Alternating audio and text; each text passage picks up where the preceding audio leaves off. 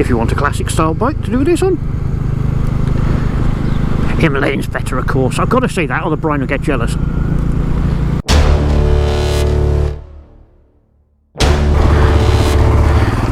Morning, folks. You join me in B&Q's car park. The reason I'm in B&Q's car park is to try to buy a new padlock.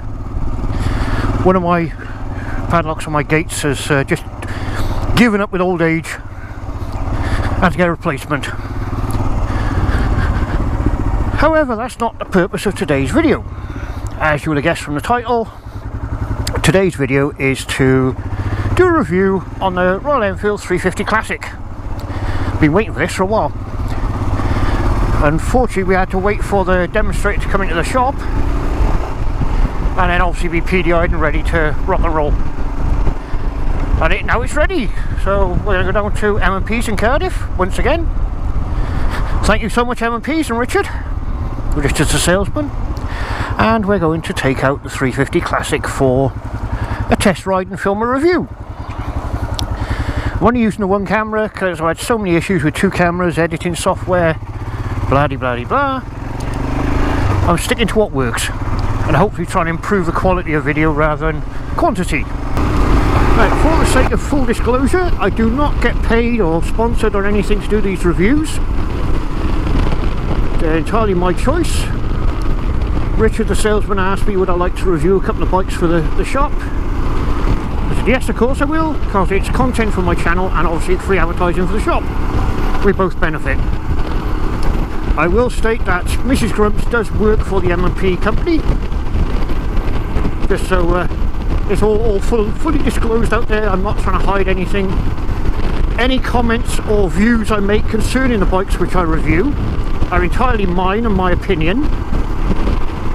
It's what I find when I'm riding a bike. I get to ride them similar as you would effectively a test ride. I give my opinions of what I think of them, how I find them. Obviously different people find different things, so please accept that. Any facts and figures I put up is information I've gleaned off the internet or whatever, so please do check your facts and figures. Don't quote me on it, especially prices, because prices can change. I try to talk to Richard or one of the salesmen and get an on the road price on the day of the review.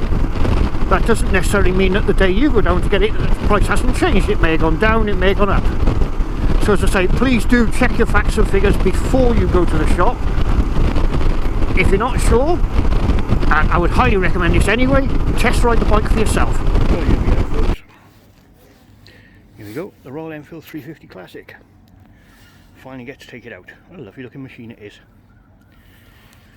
Interesting this one, because I did the Imperial 400 the other week, which I thoroughly enjoyed, and it's a very similar bike, similar price, power, etc. I haven't spoken to Richard yet to find out what the on the road price is, but I will post that up at some point in the video. Oh, I do have the specs for this bike in my pocket, and we'll go through all that when we do the walkabout. Yeah, lovely looking machine. So we're going to get out and have a little run. But if you're interested, pop down and have a chat with the boys down here, arrange a test ride, see what you think, and I shall get back to you once we're on the road. Toodles! Right, we're up and moving. Yeah, jolly comfortable it is. Very upright riding position, as you'd expect. My legs, I don't know if you can see it on the camera, very much a sort of armchair position. Your feet, your legs are almost straight down to the foot pegs, but they are slightly back a bit for me. The brake lever, back brake pedal, sorry I should say, it's a little bit high for me. I probably have to adjust that because I have to point my toes outwards to avoid resting my foot on the brake. The gear lever I find a bit low, but again that's just adjustment. Oh, I do find it quite close to my toes. There's not a lot of room for my foot. Now, I'm a size 10 if that helps at all. UK size 10. Other than that, very very nice to ride. Allows for a nice comfortable width. Front brake is fantastic. Clutch is extremely light and comfortable. Throttle response is very, very good. The seat is extremely comfortable. It feels quite firm but very padded, if that makes any sense at all.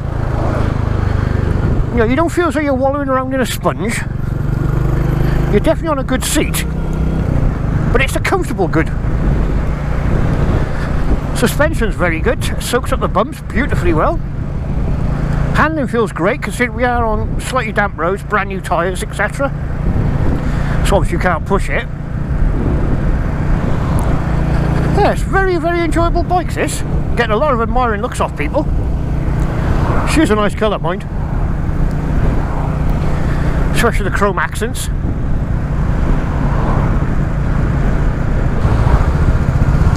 So what's it like in town? Lovely. Very smooth, very easy to ride.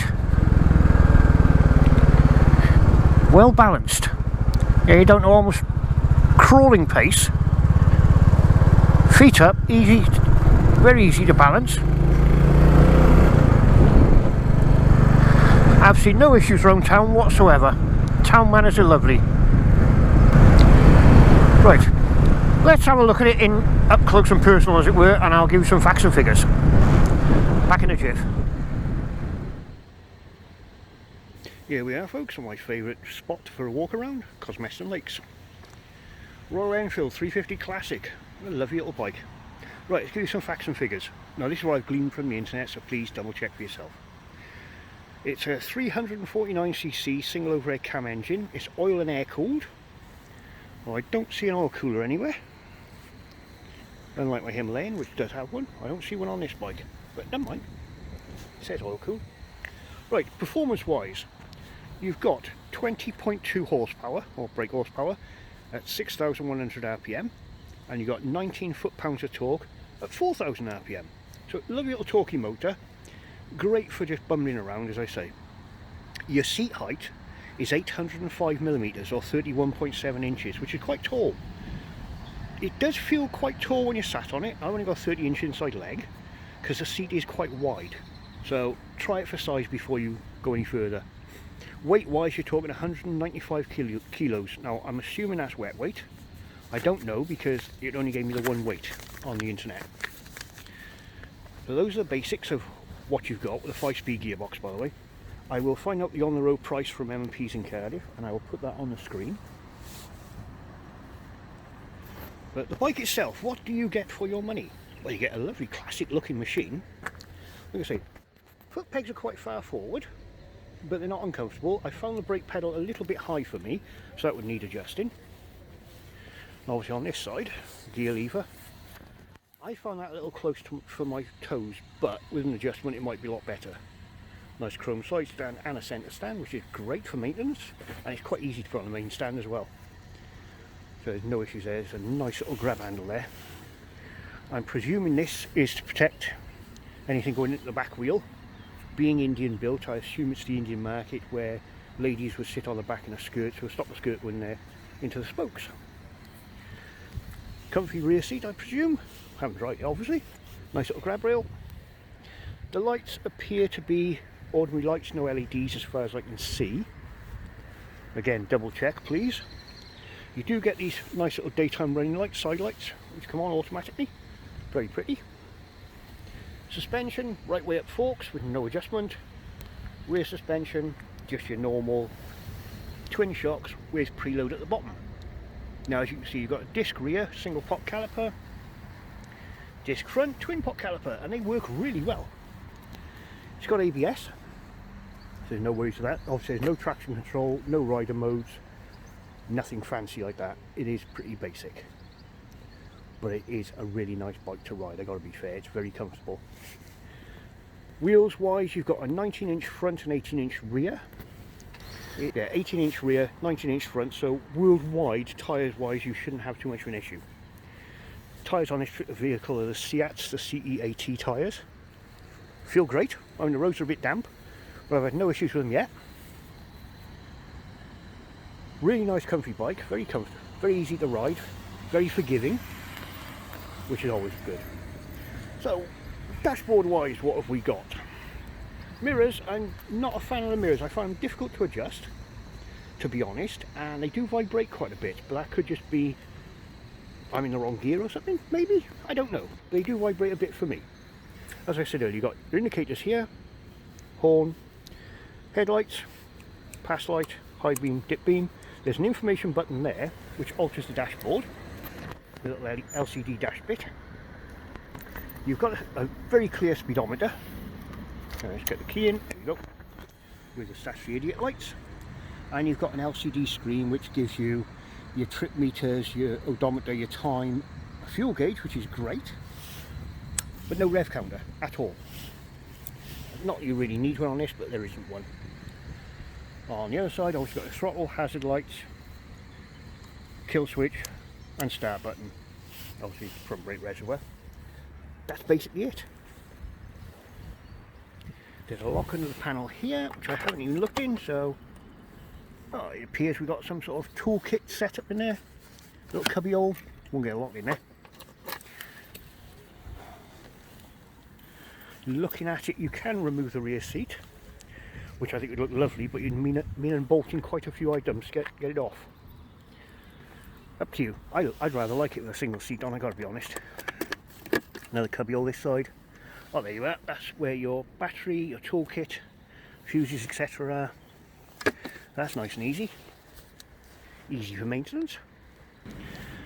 Yeah, lots of chrome on this particular model, which is the only thing that would stop me riding it all year round, is I'd be worried about the chrome getting corroded and damaged.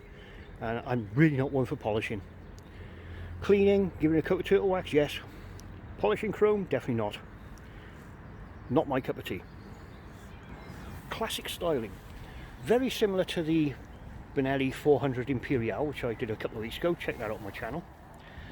I gotta be honest, looks wise, I prefer the Benelli. I think the Benelli is more my cup of tea. I prefer the twin clocks on the Benelli with a rev counter, and the overall styling I personally prefer. If you like a lot of chrome, this is more your cup of tea. If you don't like chrome, I'd say the Imperial. Check out the review, see what you think. They're about the same power. I think about the same price, but I'm not sure. Right then, should we get back to riding rather than listen to me babble on about this thing?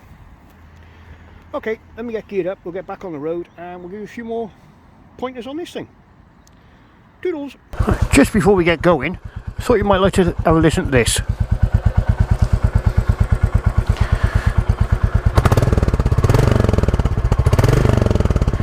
I don't know if the camera's actually picking this up very well, but it sounds absolutely beautiful. Not too loud. The only other thing I noticed when I put it on the side stand, there's the lights on for you so you can see what it looks like. When it's on the side stand, she does seem to lean over a fair way. Not an issue, not a drama, nothing to panic or worry over, but it's just something I think you should be aware of when you first ride it. If you put the side stand out, it does lean a fair old way before contact, as it were. So, just so you're aware. Okay, let's get going. We're sat at 30, well, we were sat at 30 miles an hour. Coming through a nice little part of Sully. And I was watching the mirrors, they do vibrate a little, but they're not vibrating to the point where you can't actually see what's behind you. It's more a case of the mirrors themselves vibrate rather than the glasswork, if you like. See? You can see the cars behind perfectly well. It's just irritating that the mirrors vibrate so much. But then this is a single cylinder bike, so you have to accept these things.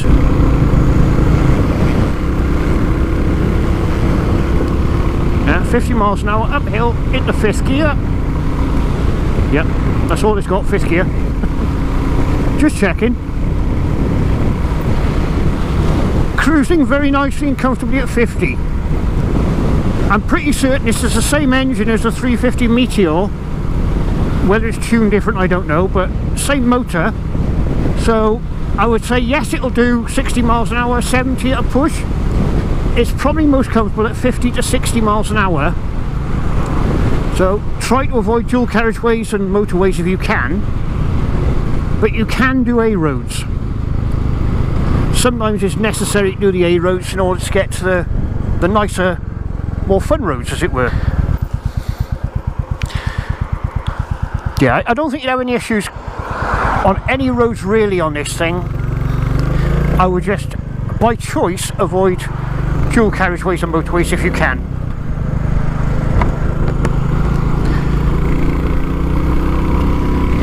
I think carrying a pillion, it may struggle a little due to the lack of power. I've got, what is it, 24.5 brake horsepower in my Himalayan. This one's got 20. And my Himalayan struggles two up, but then I am 15 stone. So I'm no lightweight. If you're fairly light and slim, as it were, I should just say fairly light, and so is your pillion, you might be alright on this, but probably not ideal for carrying a pillion. Oh yeah, handles beautifully. Dry roads, roundabout, lovely. Handling is lovely. Right, what I'm going to do, I'm going to cut down my favourite little back lane, which for me personally is the kind of roads I'd want to ride on a bike like this. Into the roundabouts. Third gear pulls out beautifully. I do like this little back lane.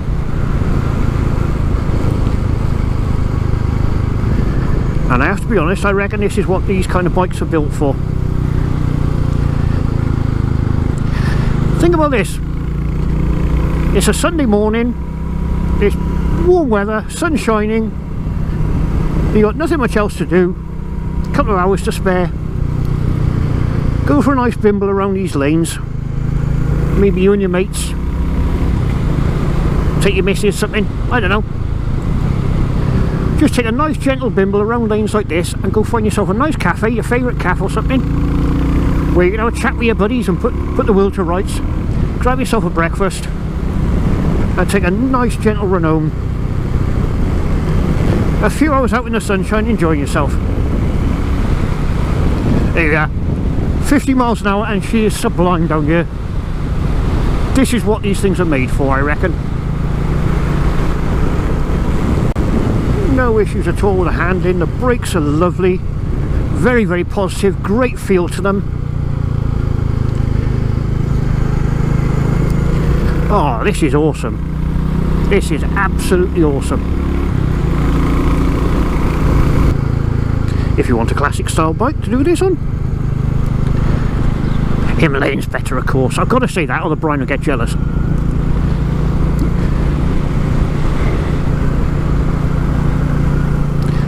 But if you want a classic bike, or classic styles bike, I should say, it's not a classic, it's a classic style, with modern technology, modern brakes, etc., you can't go far wrong with this. Royal Enfield 350 Classic. If this is the kind of bike you're in the market for, I would highly recommend going out to have a look. What have you got to lose? You know, an hour of your time type of thing? A couple of hours? Why not?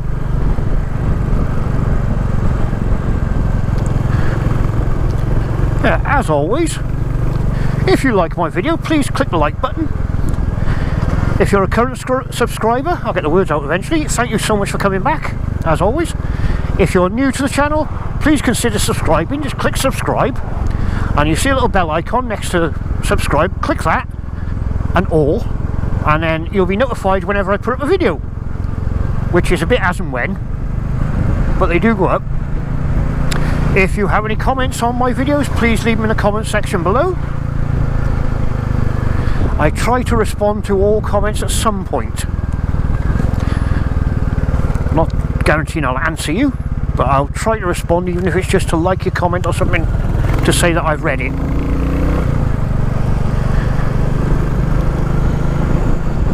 All this, of course, helps build the channel with the YouTube algorithms. And as stated at the beginning, I'm not sponsored or anything to do this. I don't have Patreon or anything like that. I've got no channel sponsors. But yes, what a lovely bike. Really enjoyed it. Highly recommend it. So folks, as always, whatever you're doing, be safe, ride safe and have fun. Oh, and for Mrs. Grums, toodles!